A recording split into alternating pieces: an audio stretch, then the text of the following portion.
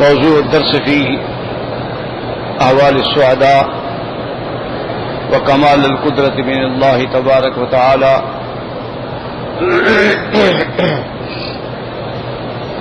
سورة الملك تفسير ابن كثير.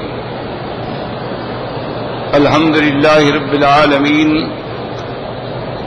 والصلاة والسلام على أشرف الأنبياء وسيد المرسلين سيدنا محمد وعلى آله وأصحابه أجمعين. اللهم صل على سيدنا محمد وعلى آل سيدنا محمد كما صليت على إبراهيم وعلى آل إبراهيم في العالمين إنك حميد مجيد. أعوذ بالله من الشيطان الرجيم. بسم الله الرحمن الرحيم. إن الذين يخشون ربهم بالغيب لهم مغفرة وأجر كبير. وأسروا قولكم أو اجهروا به إنه عليم بذات الصدور. ألا يعلم من خلق وهو اللطيف الخبير. هو الذي جعل لكم الأرض ذلولا فامشوا في مناكبها وكلوا من رزقه وإليه النشور. اللہ تبارک و تعالی نے کلام مقدس کی ان آیات میں ارشاد فرمایا ہے، ان الذین یخشون ربهم بالغیب، جو اپنے رب سے چھپے ہوئے بھی ڈرتے ہیں.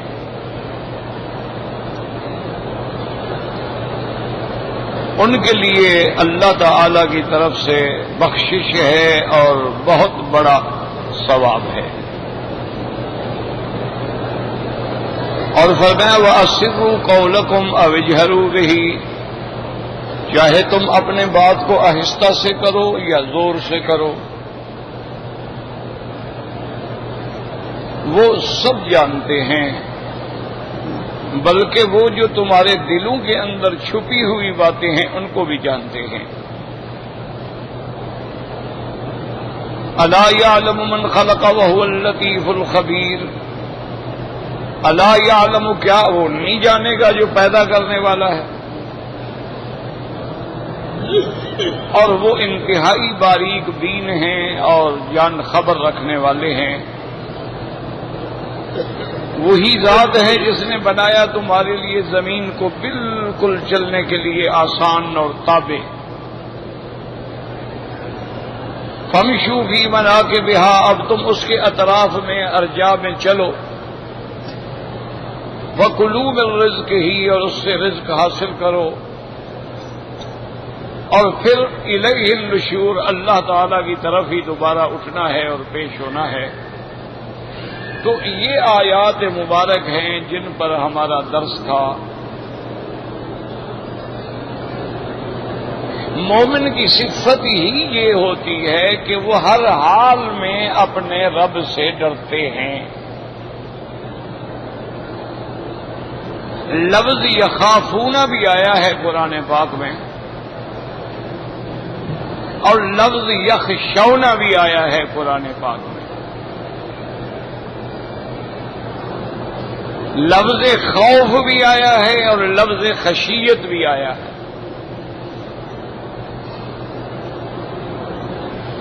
اللہ تعالی نے ارشاد فرمایا ہے کہ الا ان اولیاء اللہ لا خوف علیہم ولا هم یحزنون. خبردار، جو اللہ کے دوست ہیں ان کو نہ ڈر ہے اور نہ غم ہے. اسی طرح لفظ ہے خشیہ، من خشیت ربہم وہم من خشیت ربہم مشفقون. اسی طرح قرآن میں آتا ہے انما یخشی اللہ من عبادہ العلماء. صحیح خشیت والے کون ہیں؟ جو عالم ہیں. تو ویسے تو خشیہ کا معنی بھی ڈرنا ہے کہ اپنے رب سے ڈرتے ہیں، لیکن خوف اور لفظ خشیت میں ایک خاص فرق ہے.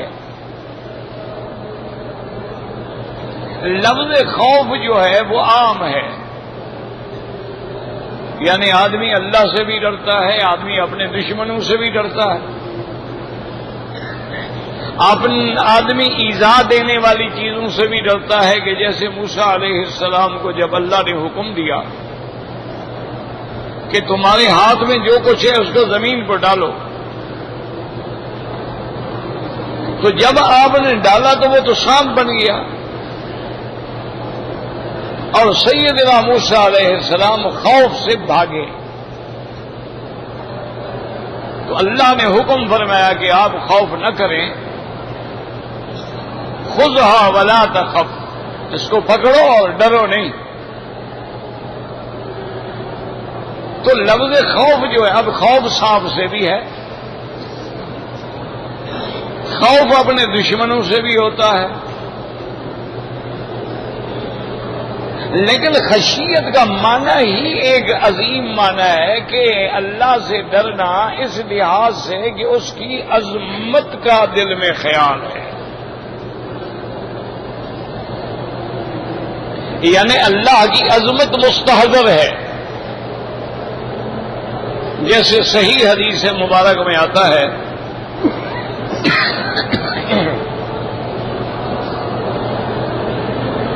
سرکار دو عالم محبوب دو عالم سیدنا محمد مصطفیٰ صلی اللہ علیہ وسلم نے فرمایا کہ جب قیامت کا دن ہوگا اور میدان محشر ہوگا، یاد رکھیں وہ زمین بھی الگ ہوگی، یہ زمین نہیں ہوگی. یوم تبدل الارض غیر الارض، زمین بدل دی جائے گی. اللہ تبارک و تعالی جس زمین پہ انصاف فرمائیں گے وہ زمین نئی اللہ پیدا فرمائیں گے، نقیۃ بیضاء، صاف ہوگی اور سفید ہوگی، چمکنے والی. اور وہ ایسی زمین ہوگی کہ جس پہ کبھی کسی نے گناہ کیا ہی نہیں ہو، تو اللہ وہاں پیدا فرمائیں گے. اور میدان حشر کی شدت احوال کا یہ عالم ہوگا کہ تمام اللہ کی مخلوق جو ہے وہ پسینہ پسینہ ہوگی، نظریں جھکی ہوئی ہوں گی، اور بولنے کی سخت نہیں ہوگی، شدت آتش ہوگی، پسینے میں شرابور ہوں گے، کوئی یہاں تک ڈوبا ہوگا، کوئی یہاں تک ڈوبا ہوگا، کوئی گھٹنوں تک ڈوبا ہوگا. اور پھر وہ قیامت کے دن جو ہے وہ دنیا کے دن نہیں ہے، وہ تو دن ہی الگ ہیں. ان یومن عند ربک کالف سنۃ مما تعدون، وہاں کا ایک دن جو ہے گویا 1000 سال کے برابر ہوگا.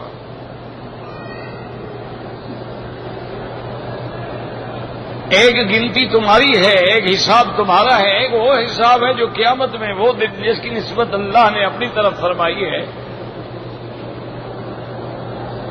1000 سال کے برابر.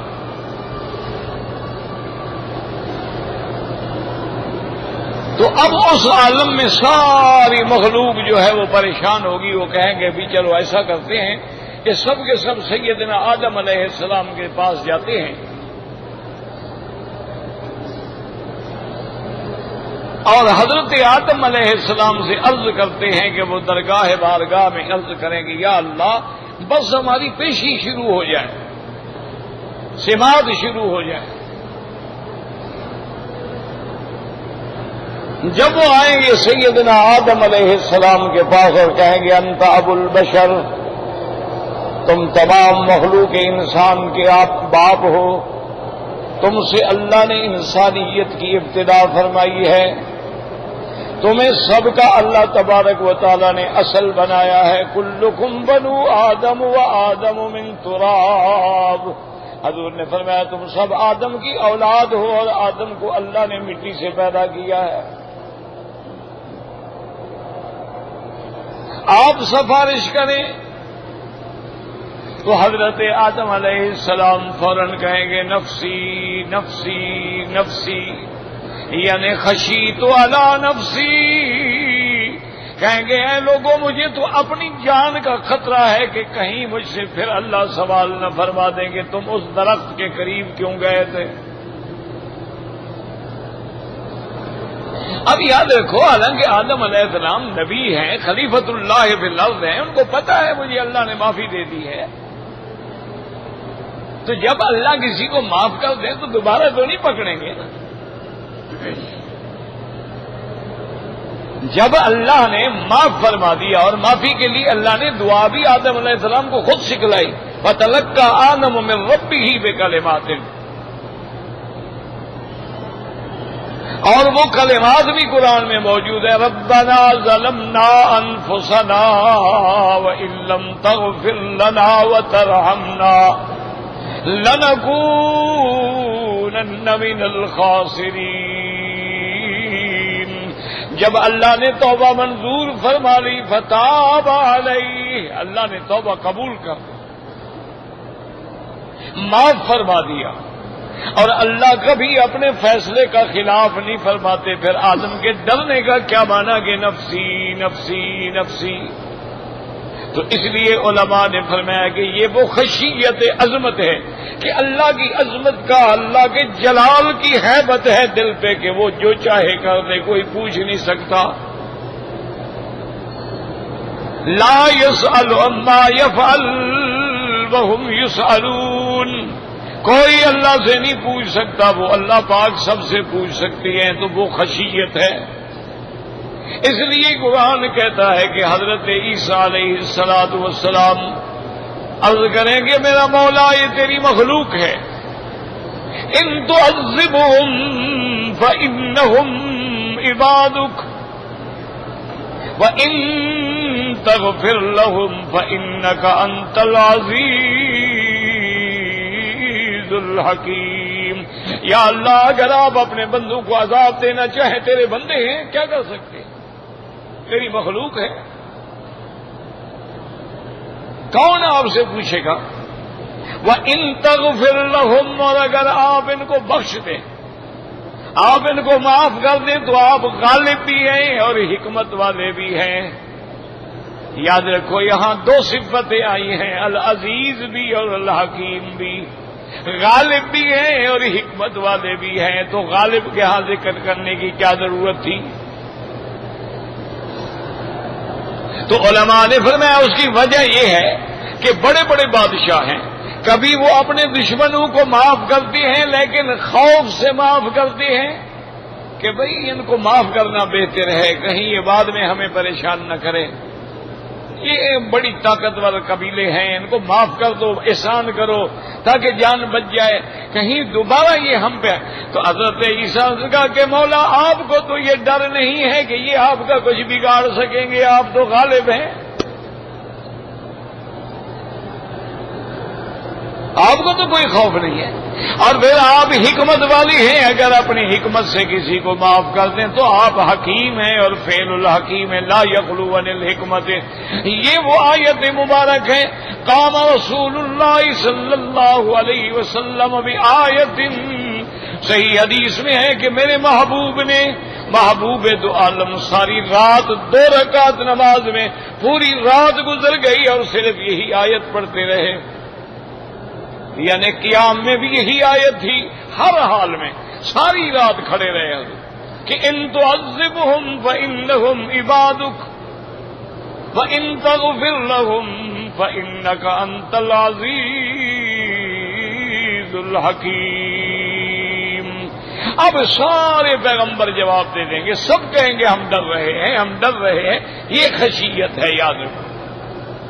لیکن الحمدللہ یہ مقام بھی کسے ملے گا کہ ساری مخلوق، تمام انبیاء کے جواب دینے کے بعد سب حاضر ہوں گے سرکار دو جہاں کے دروازے پر، رحمت دو عالم کے دروازے پر، حضور پاک کے دروازے پہ آگے کہیں گے فاشفع لنا عند ربک، محمد مدنی اپنے اللہ کو سفارش کریں ہماری۔ یاد رکھو یہ شفاعت کبریٰ ہے، یعنی سماعت شروع ہو جائے یہ شفاعت یہ نہیں کہ اس کو چھوڑ دیں، معاف کر دیں، جنت دے دیں، جہنم سے بچا لینا، وہ الگ ہے. یہ صرف شفاعت ہے اور اس کا فائدہ ساری مخلوق کو ہوگا، مسلمانوں کو بھی، کافروں کو بھی ہوگا، جنوں کو بھی ہوگا، کہ بھئی سماعت تو شروع ہو نا، فیصلہ تو ہونا، جدھر جانا ہے جائیں.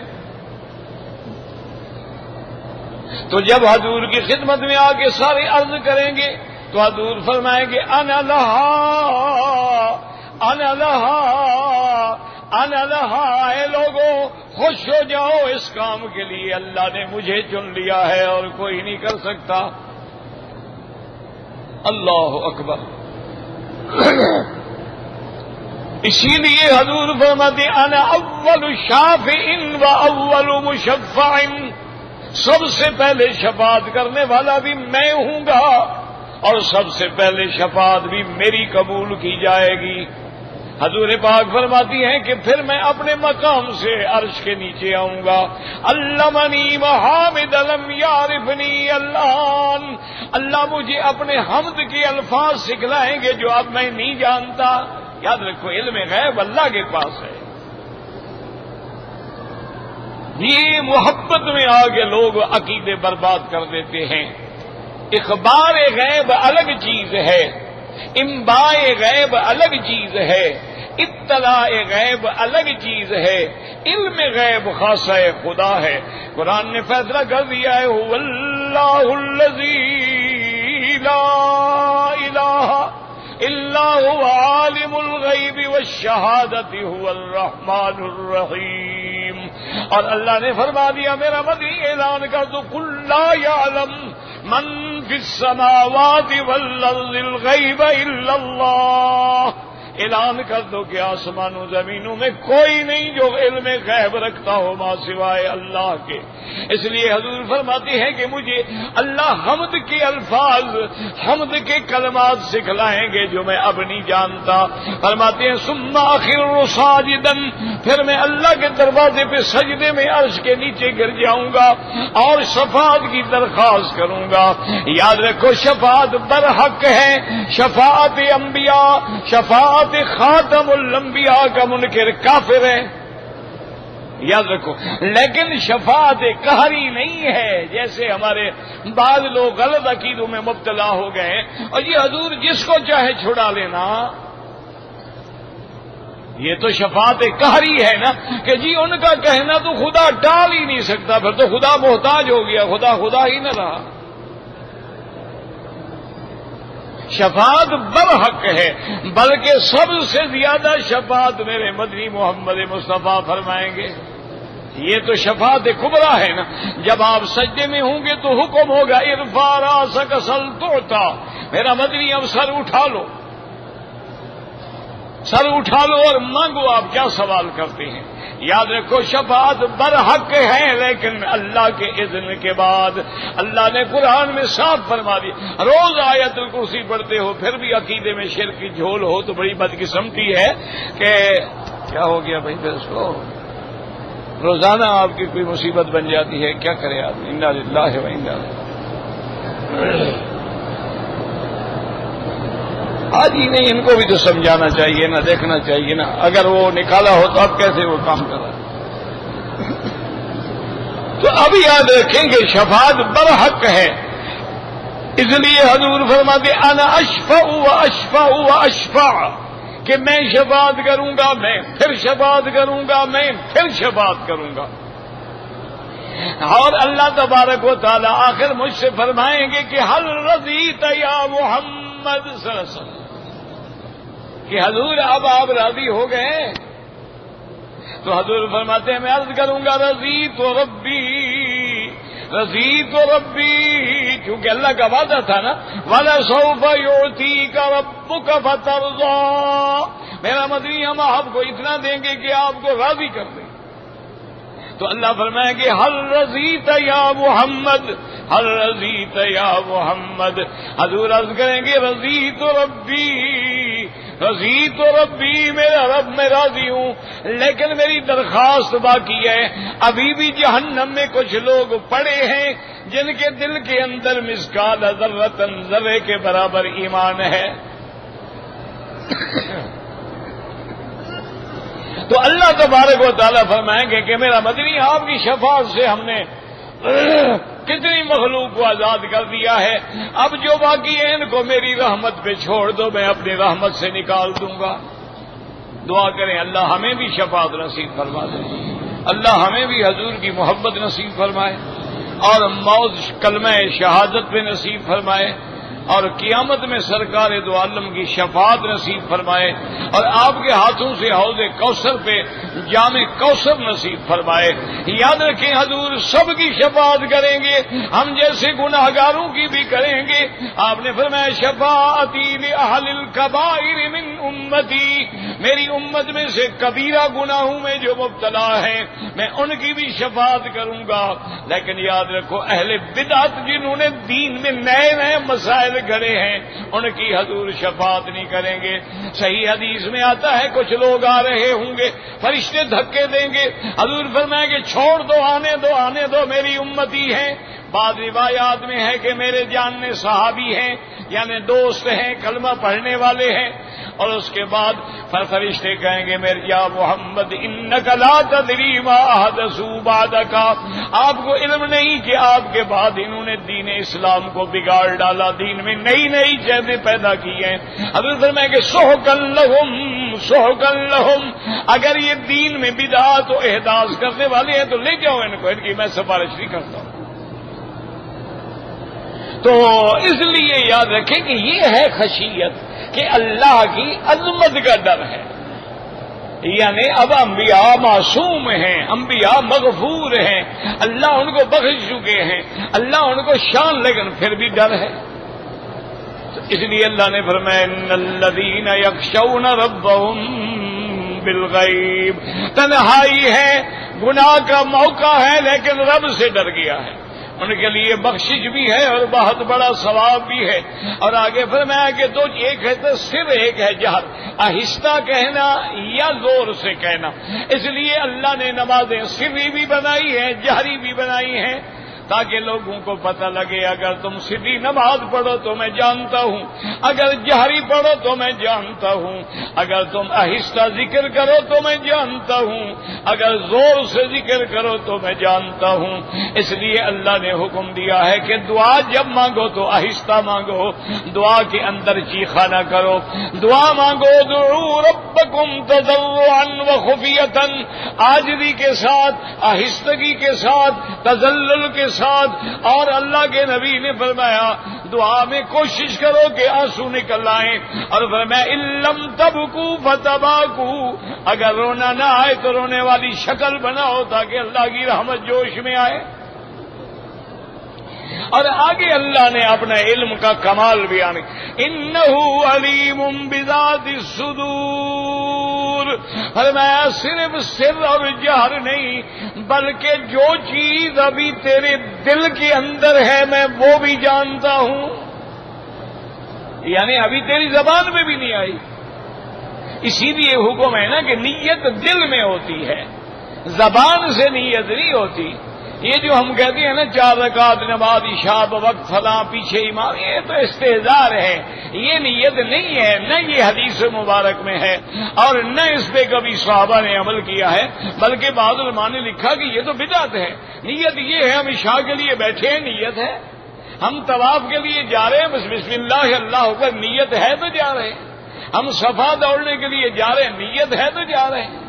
تو یہی نیت ہے جو اصل ہمارے دل میں ہے، زبان سے تو صرف یہ ہوتا ہے کہ استحضار ہو جائے، بندے غفلت میں یہ نہ ہو کہ مغرب کو عشاء کہہ رہے ہوں اور عشاء کو مغرب کہہ رہے ہوں، ورنہ نیت کا مقام جو ہے وہ دل ہے، اور اللہ تبارک و تعالی جانتے ہیں، اور یہ بھی جانتے ہیں کہ یہ خالص میرے لیے ہے یا ریا ہے،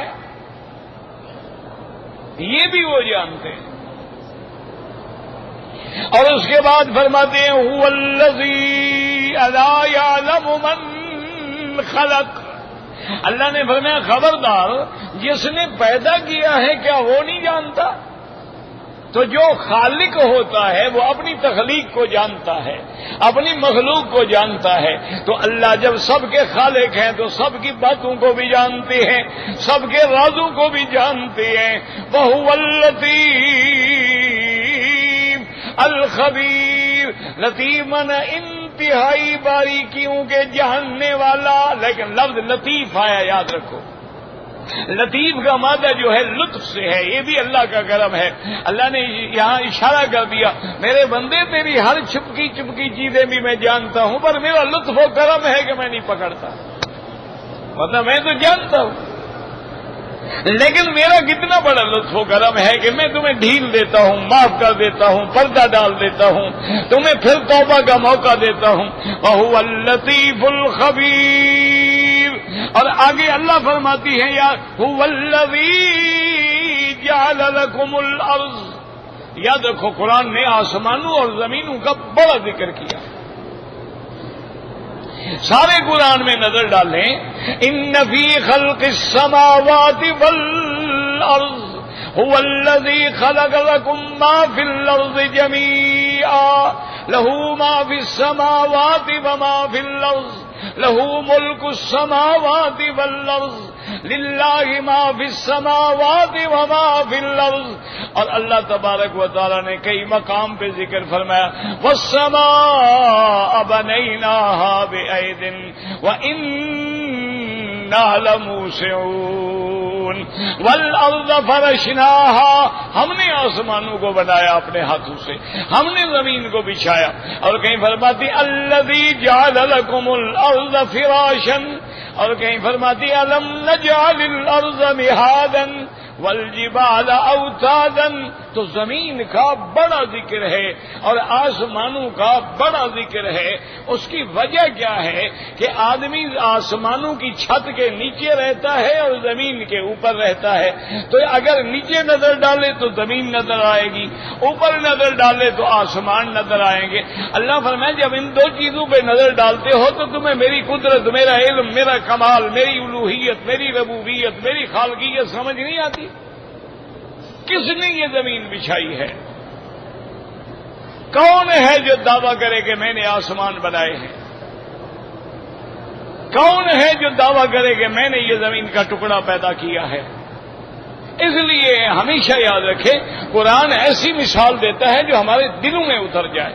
اس لیے اللہ نے قرآن میں مخاطب کیا عربوں کو، افلا ينظرون الى الابل کیف خلقت، کیا تم اونٹ کی طرف نہیں دیکھتے ہو اللہ نے کیسا جانور بنا دیا ہے؟ اس کی حیت دیکھو، اس کی ٹانگیں دیکھو، اس کا قد دیکھو، اس کی گردن دیکھو، اس کا صبر دیکھو، اس کی قوت دیکھو، برداشت دیکھو کہ 15 دن بھی پانی نہ ملے تو زندہ رہ سکتا ہے، اور پھر دیکھو گرمی ہے، سردی ہے، ریت ہے، پہاڑ ہے، وہ چل رہا ہے۔ سفینۃ البر ہے تمہارا، جیسے کشتیاں سمندروں میں بوجھ اٹھاتی ہیں، یہ صحراؤں میں بوجھ اٹھا کے چل رہا ہے۔ اچھا اگر اللہ فرماتے کیا تم نے ہاتھی تو عرب نہیں جانتے تھے کہ ہاتھی کیا بلا ہے؟ اگر اللہ کسی ایسے جانور کا ذکر کرتے جو عرب والوں نے کبھی دیکھا ہی نہ ہو تو کیسے عبرت پکڑے؟ اس لیے اس چیز کی مثال دی جس کو عرب جانتے تھے۔ اور یاد رکھیں علماء نے لکھا ہے کہ جب آدمی صحرا میں چلتا ہے، اونٹ کے ساتھ چل رہا ہے، نیچے نظر ڈالے تو زمین ہے، سامنے نظر ڈالے تو پہاڑ ہے، اور جس سواری پہ نظر ڈالے تو اونٹ ہے، اوپر نظر ڈالے تو آسمان ہے۔ اللہ فرماتے اب بھی تم نے مجھے نہیں پہچانا؟ افلا ينظرون الى الابل كيف خلقت وإلى السماء كيف رفعت وإلى الجبال كيف نصبت وإلى الأرض كيف سطحت فذكر فإنما أنت مذكر۔ یاد رکھیں یہاں بھی اللہ نے فرمایا هو الذي جعل لكم الأرض، وہ ذات جس نے زمین کو تمہارے لیے مسخر کر دیا ہے، مسخر کر دیا ہے کہ زمین پہ تم گھر بناؤ، زمین میں تم کنویں کھودو، زمین میں تم کاشت کرو، زمین میں ہل چلاؤ، زمین تو کبھی نہیں چیختی۔ اللہ فرماتے ہیں میرے بندے غور کرو، میری زمین پہ رہتے ہو اور میرے آسمان کے نیچے رہتے ہو، اور پھر میری ذات کے ساتھ شرک کرتے ہو، میری ذات کے ساتھ غیر اللہ کو شریک بناتے ہو، پھر سوچ لو کہ تم کہاں جاؤ گے۔ اس لیے ہمیشہ یاد رکھیں کہ اللہ ایک روایت آتی ہے کتب متقدمہ میں کہ اللہ فرماتے ہیں کہ یا ابن آدم من لم یرضا برضائی ولم یقضا بقضائی فلیطلب ربا سوائی، جو میری رضا پہ راضی نہ ہو، جو میری قضا پہ راضی نہ ہو، اس کو کہو میرے سوا کوئی اور رب ڈھونڈے نکل جائے میری زمین سے۔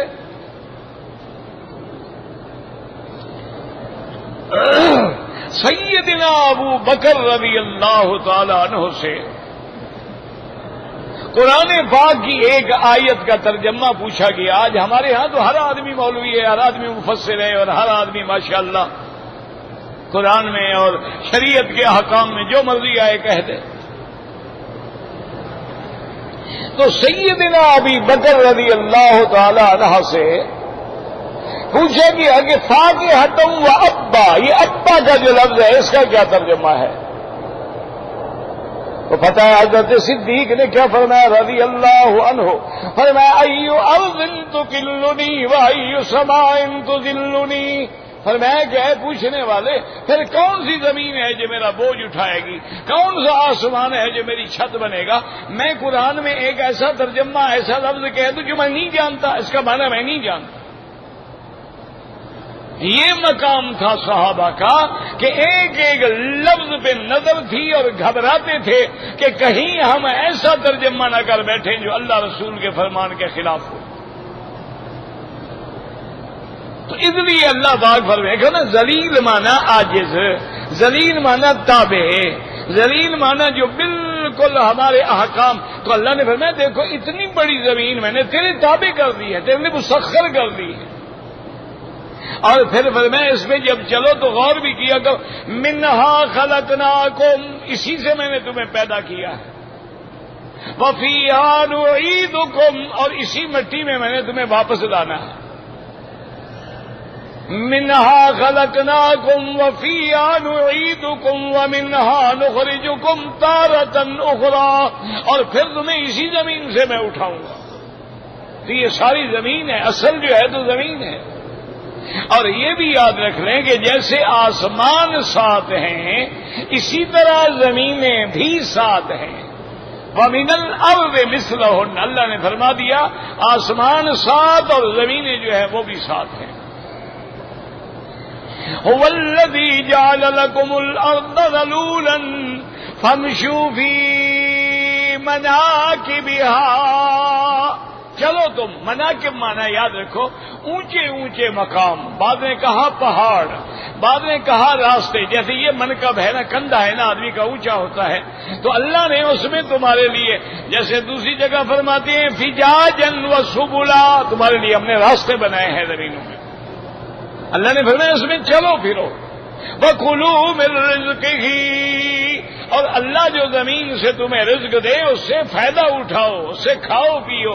اس لیے علماء نے لکھا کہ رزق کے لیے محنت کرنا جو ہے یہ شریعت کا حکم ہے، یہ توکل کے خلاف نہیں ہے۔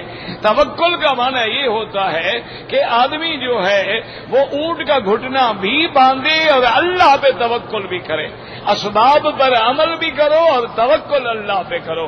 دوا کرو لیکن شفا اللہ دے گا، اسباب پر عمل کرو لیکن برکتیں اللہ دے گا، زمین میں کاشت کرو لیکن فصل پکا کے رزق اللہ ہمیں دے گا۔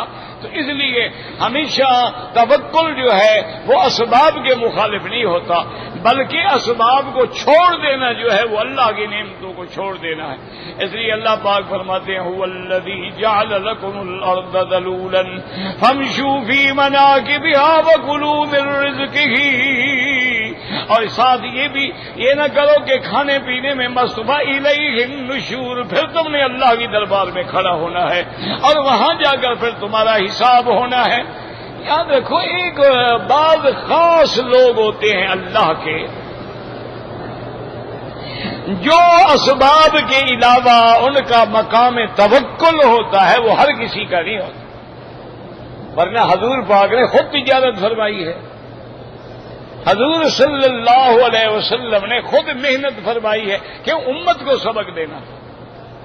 لیکن بعض بندے جیسے سیدنا ابی ذر تھے رضی اللہ تعالی عنہ، فقراء صحابہ میں تھے، ان کا اتنا اللہ پہ توکل تھا کہ جو چیز آج ملی اس کو ختم کرو، وہ کل کے لیے رکھنے کے مخالف تھے۔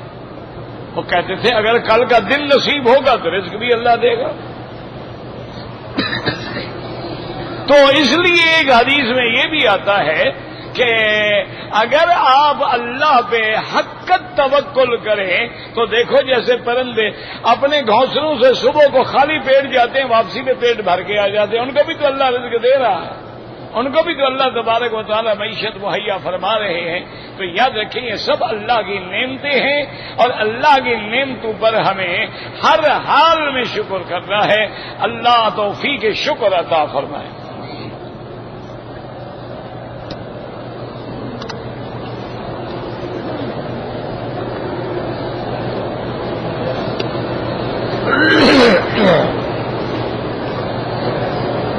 کہتے جی کہ کچھ لوگوں کو جدے سے ان کی کمپنی نے تبدیل کر کے گاڑی میں بٹھا کے مکہ مکرمہ میں کمپنی کے کیمپ میں بھیج دیا۔ انہوں نے اپنی رہائش سے احرام باندھ کے طواف صفا کیا۔ بہرحال بات سمجھیں کہ اب مجھے تو نہیں پتا نا کہ کمپنی نے ان کو مکے میں بھیج دیا، ان کا مکہ مکرمہ میں جو گھر ہے وہ حد حرم سے باہر ہے یا اندر ہے؟ اگر ان کا حدود حرم کے اندر ہے تو احرام نہیں باندھ سکتے، پھر تو کوئی عمرہ نہیں، انہوں نے بلا وجہ محنت کی۔ اور اگر کمپنی نے مثلا نوریہ میں ہے، وہ حد حرم کے باہر ہے، ایسے مقام پہ کمپنی نے گھر دیا ہے کہ وہ حد حرم سے یوں سمجھ لیں مسجد عائشہ حد حرم ہے، ادھر سے آپ جائیں تو جعرانہ بڑا عمرہ جو ہے وہاں حد حرم ہے، ادھر سے آپ جائیں تو عرفات سے پہلے حد حرم ہے۔ تو اگر آپ حد حرم کے باہر ہیں اور وہاں سے احرام باندھ کے عمرہ کیا ہے تو بالکل ٹھیک ہے، اور اگر آپ حرم کے اندر ہیں تو پھر عمرہ نہیں ہوتا ہے۔ اگر حرم کے اندر عمرہ ہوتا تو سرکار دو جہاں سیدہ عائشہ کو یہ حکم نہ دیتے کہ تنعیم جا کے احرام باندھو، آپ حرم میں موجود تھے، آپ معابدہ میں بیٹھے ہوئے تھے، آپ فرماتے جا کے احرام باندھو عمرہ کر لو، لیکن حکم دیا کہ بھائی کے ساتھ جاؤ اور وہاں سے نیت کر کے آؤ۔ تو اس سے معلوم ہوا کہ عمرے کے لیے حد حرم کے باہر جانا ضروری ہے۔ اور ایک موٹی بات یاد رکھو، ہر حج ہو یا عمرہ ہو اس میں دونوں چیزیں ہوتی ہیں، حرم بھی ہو اور ہل بھی ہو۔ اب حج کا احرام ہم مکے سے باندھیں گے لیکن عرفات جائیں گے تو عرفات ہل آ گیا، اسی طرح عمرے کا جب ہم احرام باندھیں گے باہر سے باندھ کے پھر حرم آ کے عمرہ کریں گے۔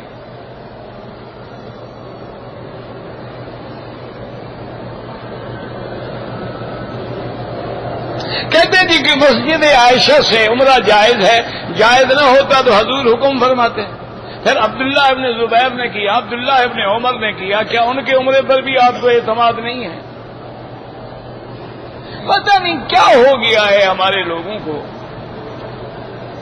ان کو نہ تو ان مسائل پہ نظر ہے جو شریعت کے خلاف ہیں، نہ منکرات پہ توجہ ہے، نہ بدعات و احوا پہ توجہ ہے، انہی جھگڑوں میں ہے کہ جی مسجد عائشہ سے عمرہ ہوگا کہ نہیں ہوگا، آمین زور سے کہیں گے یا آہستہ کہیں گے۔ 1400 سال ہو گئے، آپ کیا جواب دیں گے لوگوں کو کہ ابھی تک آپ کے نماز کے مسئلے بھی حل نہیں ہوئے؟ یہ کیا بات ہے؟ اللہ کے بندے، آپ نے عمرہ نہیں کرنا نہ کرو، لیکن اس بحث میں پڑنا، ہاں حضور فرما دیتے کہ عائشہ تم جا کے تنعیم سے احرام باندھ کے عمرہ کرو اور یہ عمرہ صرف تیرے لیے ہے، تیرے بعد کسی کے لیے نہیں ہے، تو بات ختم ہو جاتی۔ اس لیے بعض علماء فرماتے ہیں کہ اگر کسی کا عمرہ نہیں ہوا یا کوئی عورت حیض میں رہ گئی تو وہ عمرہ کر سکتی ہے. لیکن امام ابو حنیفہ اور امام شافعی رحمت اللہ علیہ کے نزدیک بالکل بغیر کسی اختلاف کے عمرہ جائز ہے. بلکہ امام شافعی فرماتے ہیں کہ جعرانہ سے جو بڑا عمرہ ہے وہ افضل ہے. امام ابو حنیفہ فرماتے ہیں مسجد عائشہ میں عمرہ افضل ہے. وجہ کیا ہے؟ وہ فرماتے ہیں کہ جعرانہ سے امام شافعی کی دلیل یہ ہے، وہ فرماتے ہیں کہ حضور پاک نے خود عمرہ کیا ہے تو لہذا، اور امام ابو حنیفہ فرماتے ہیں وہ فعل رسول ہے.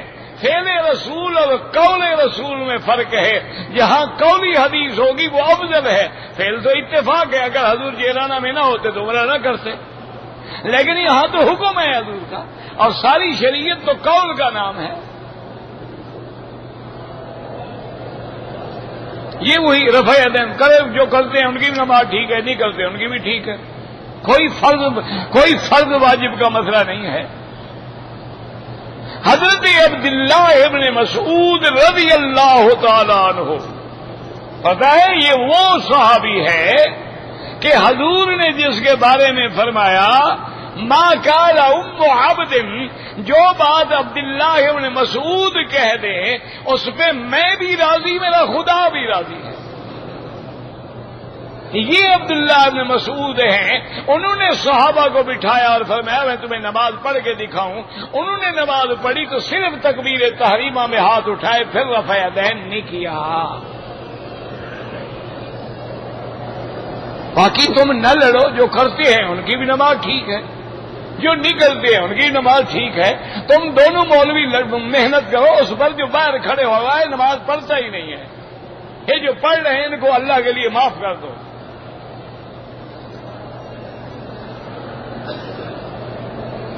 کہتے جی کہ ریاض الجنہ میں عصر کی نماز کے نفل، عصر کی نماز کے تو کوئی نفل نہیں ہوتے. عصر کے بعد تو نماز پڑھنا منع ہے. حضور پاک نے فرما دیا لا صلاۃ بعد الفجر حتی تطلع الشمس، کہ فجر کے بعد کوئی نماز نہیں جب تک سورج نہ نکلے. ولا صلاۃ بعد العصر حتی تغرب الشمس، اور عصر کے بعد کوئی نماز نہیں جب تک سورج ڈوب نہ جائے. عصر کی تو کوئی نفل نہیں. ہاں عصر کی نماز سے پہلے اگر ریاض الجنہ میں پہنچ جاؤ، پہلے 4 سنتیں پڑھ لو تو وہ جائز ہے.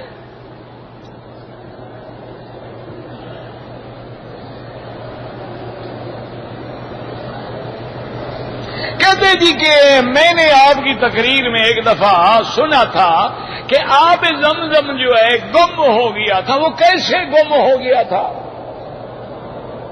اگر آپ تاریخ مکہ اٹھا کے پڑھ لے تو تکلیف نہ ہوتی آپ کو. اللہ کے بندے، پہلے جو بارشیں آتی تھی نا، پہاڑوں سے جو پانی گرتا تھا وہ اسی حرم سے گزرتا تھا. ہمیں خود یاد ہے 1973 میں جب یہاں سیلاب آیا تھا، یہ جہاں پنکھے ہیں نا یہاں تک پانی پہنچ گیا تھا. اتنا اونچا پانی آ گیا. کعبۃ اللہ کا آدھے سے زیادہ دروازہ ڈوبا ہوا تھا اور لوگ تیر کے طواف کرتے تھے. وہ جب پانی آتا تھا اتنی زور سے آتا تھا کہ آگے جو چیزیں تھیں ان کو بہا کے لے جاتا تھا. یہ تو موجودہ حکومت نے، اللہ ان کو جزائے خیر دے، انہوں نے بڑے بڑے دنیا کے جو ماہرین تھے ان کو بلایا. اب انہوں نے تقسیم کیا ہے کہ عرفات کا پانی جو گرے تو اس کو باہر یوں نکالو، اور جبل نور سے گرے تو یوں نکالو، اور فلاں پہاڑ سے نکلے تو یوں نکالو، تاکہ حرم میں پانی نہ آئے. ورنہ حرم جو ہے نا یہ ایسے ہے، وادی میں ہے. سب سے نیچے والی جگہ جو ہے یہ حرم ہے، اور اوپر والا حصہ جو ہے وہ جنت المعلا ہے، اور نیچے والا حصہ جو ہے وہ محلہ مسفلہ ہے. مسفلہ مانا اسفل، نیچے والا حصہ مسیال. تو وہ جب سیل آئی نا جی تو سارا پانی بھر گیا. وہ تو کنواں بھی ختم اور پانی بھی ختم. اور جہاں سے زمزم کے چشمے آ رہے تھے وہ راستوں پہ پتھر گر گئے، راستے بند. اور ایک بات یہاں یہ بھی یاد رکھو کہ یہ زمزم جو ہے نا، جہاں زمزم کا کنواں ہے وہاں چشمہ نہیں ہے. یہ زمزم کا چشمہ جو ہے کعبۃ اللہ کے نیچے سے جا رہا ہے، عین کعبے کے نیچے سے، ایسے جیسے پانی کی چادر بن کے جاتی ہے. اور ایک چشمہ جو ہے وہ جبل ابی قبیس کی طرف سے صفا والی طرف سے آ کے وہ بھی اسی جگہ جمع ہوتا ہے۔ تو اب جب پانی گم ہو گیا تو عبد المطلب نے حضور پاک کے دادا نے منت مانی کہ یا اللہ ہمیں زمزم مل جائے اور ملے بھی مجھے تو میں شکر میں اپنا ایک بیٹا جو ہے ذبح کروں گا۔ اس لیے حضور فرماتے تھے انا ابن الذبیحین، میں تو 2 ذبیحوں کا بیٹا ہوں، میرا ابا اسماعیل بھی ذبیح ہے اور میرا ابا عبداللہ بھی ذبیح ہے۔ تو پھر اللہ نے مہربانی کی، بڑا لمبا واقعہ، بہرحال زمزم مل گیا۔ مسجد جن کی کیا اہمیت ہے، حضور پاک وہاں تشریف لے گئے، جنات حاضر ہوئے۔ آب زمزم سے وضو کر سکتے ہیں، بالکل کر سکتے ہیں اگر اور پانی نہ ملے۔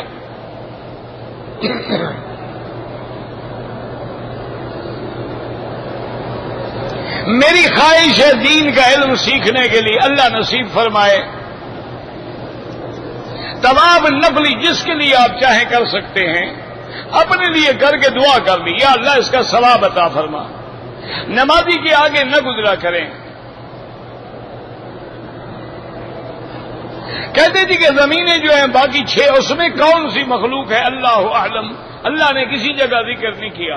جو چیز اللہ قرآن میں ذکر نہ فرمائے یا سرکار 2 جہاں کے فرمان میں نہ آئے، بلا وجہ عقل لڑانے کی ضرورت نہیں ہے۔ بعض علماء نے فرمایا آسمانوں میں فاصلہ ہے لیکن زمین تا در تا ملی ہوئی ہے، فاصلہ ہے ہی نہیں۔ یہاں کے جو لوگ ہیں وہ امام کو مانتے ہیں، وہ 4 اماموں کو مانتے ہیں اور ان کے فتح اور فیصلے جو ہیں وہ فقہ حنبلی کے مطابق ہوتے ہیں۔ نماز جنازہ میں شافعی اور حنبلی حضرات جو ہیں وہ فاتحہ پڑھتے ہیں اور حنفی حضرات کے لیے ثنا ہے، دعا ہے، درود پاک ہے اور دعا ہے۔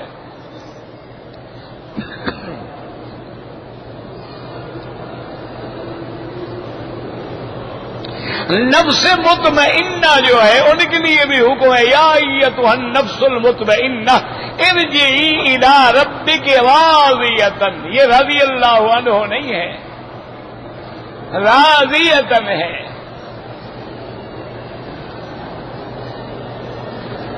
اب بھی اللہ جس کو چاہے نفس مطمئنہ دے سکتے ہیں۔ نفس امارہ ہے، نفس لوامہ ہے اور نفس مطمئنہ ہے۔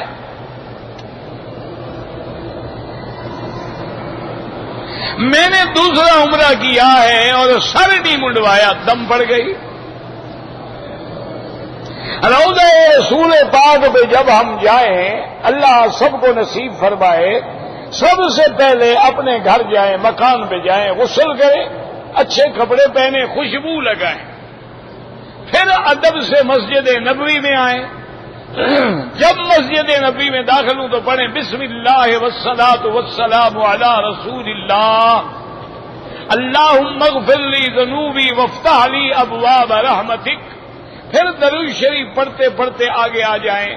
اگر موقع مل جائے ریاض الجنہ میں تو آگے 2 رکعت نماز تحیۃ المسجد پڑھیں، کیونکہ اللہ کا حق جو ہے وہ مقدم ہے۔ اس کے بعد درود شریف پڑھتے ہوئے علماء نے لکھا ہے کہ ایسے ادب سے چلو کہ تمہارے پاؤں کی بھی آواز پیدا نہ ہو، یعنی یہ نہیں کہ دھپ دھپ کر کے چلو، ادب سے چلو، خاشعا متواضعا۔ پھر سرکار 2 جہاں کے معاجہ شریف میں کھڑے ہو کر الصلاۃ والسلام علیک یا رسول اللہ، الصلاۃ والسلام علیک یا حبیب اللہ، اور جو بھی آپ کو یاد ہے۔ پھر سیدنا ابی بکر، سیدنا عمر، اس کے بعد رخ قبلے کی طرف کر کے دعا اللہ سے مانگیں۔ صلاۃ و سلام نبی کا حق ہے، دعا اللہ کا حق ہے۔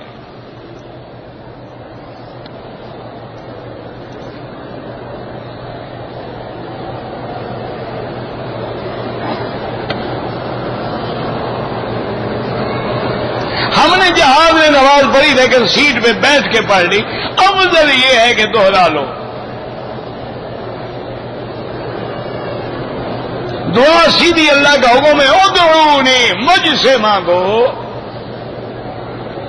بغیر ٹوپی کے نماز، اگر ٹوپی اللہ نے نہیں دی، کپڑا نہیں ہے تو بالکل جائز ہے، قمیض کے بغیر بھی جائز ہے، لیکن اگر سب کچھ ہے تو پھر نماز جائز نہیں کہ حضور پاک نے ساری زندگی کبھی سر ننگا نماز نہیں پڑھی اور نہ کسی صحابی نے سر ننگا نماز پڑھی ہے، صرف احرام کی حالت میں سر ننگا کر کے نماز پڑھی گئی۔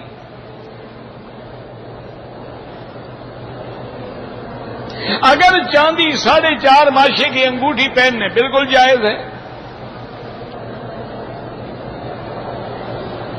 جو تصویریں بناتے ہیں حرم میں بالکل ناجائز ہے، جھینگا کھانا جائز ہے، بالکل جائز ہے، چونکہ علماء بنگلہ دیش کہتے ہیں یہ مچھلی کی قسم ہے، یہ کیڑے کی قسم نہیں ہے۔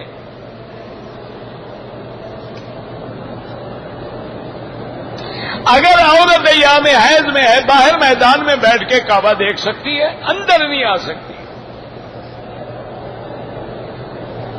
اگر ہم کسی قادیانی کے ساتھ کاروبار کریں، افضل یہ ہے کہ نہ کریں، کیونکہ وہ اسی طریقے سے پھنساتے ہیں لوگوں کو۔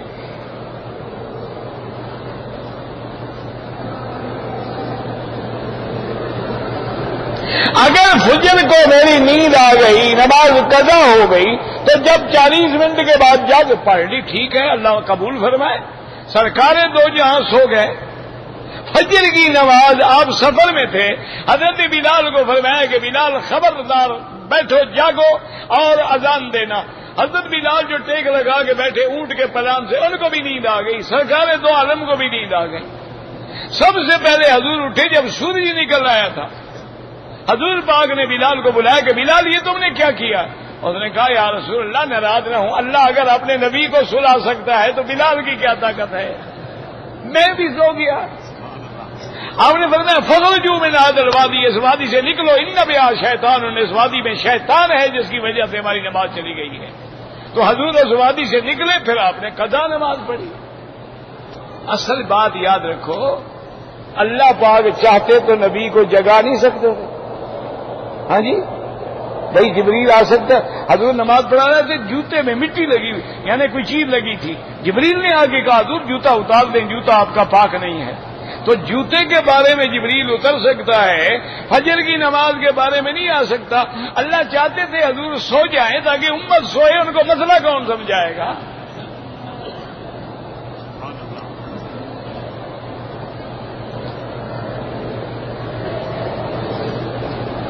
کہتے جی کہ بچہ اگر ہوتا ہے تو اس کے لیے آخری صورتیں پڑھ کے دم کیا کرو۔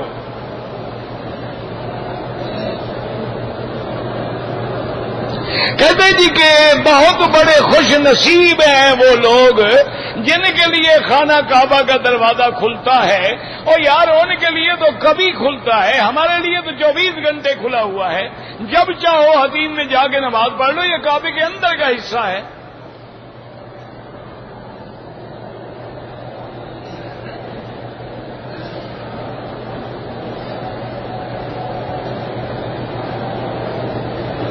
بہرحال کعبہ شریف کے اندر کسی پتھر کی طرف رخ نہیں کیا جاتا، اندر داخل ہونے کے بعد جس طرف بھی چاہیں آپ نماز پڑھ سکتے ہیں۔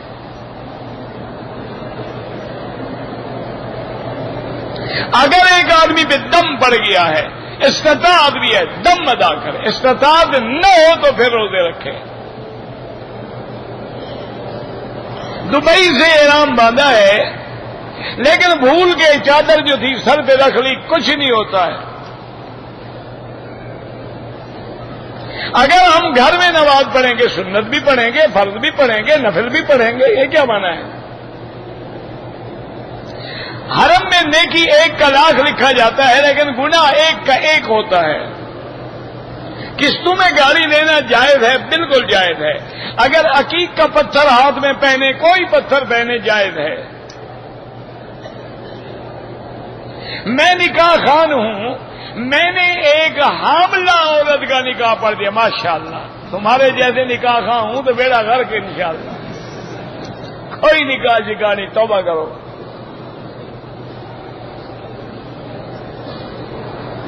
قبر پہ تختی لگانا بالکل ناجائز ہے۔ سوتیلی ماں سے کوئی پردہ نہیں۔ جو لوگ بن لادن میں لیبر ہیں وہ دم کھا سکتے ہیں، غریب ہیں، میں نے احرام کی حالت میں اپنے دادے کو ویل چیئر پہ صفا مروا دوڑائی، آپ کی بھی ہو گئی۔ شادی کے کتنے دن بعد ولیمہ کریں، جب اللہ پیسے دے دے، کوئی منع نہیں، کوئی پابندی نہیں۔ زمزم سے کفن دھونے سے کچھ بھی نہیں ہوتا۔ اگر لوگ کفن سے بخشے جاتے نا تو مکے والے سارے زمزم سے دھو کے قبر میں چلے جاتے ہیں۔ بخشش ایمان کے ساتھ ہوگی۔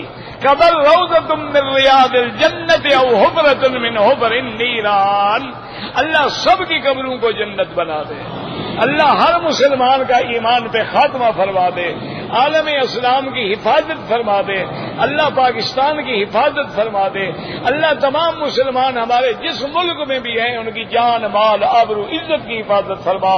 ربنا آتنا فی الدنیا حسنۃ وفی الآخرۃ حسنۃ وقنا عذاب النار۔ صلی اللہ تعالی علی خیر خلقہ سیدنا محمد وعلی آلہ وصحبہ اجمعین۔ نہیں ہے کوئی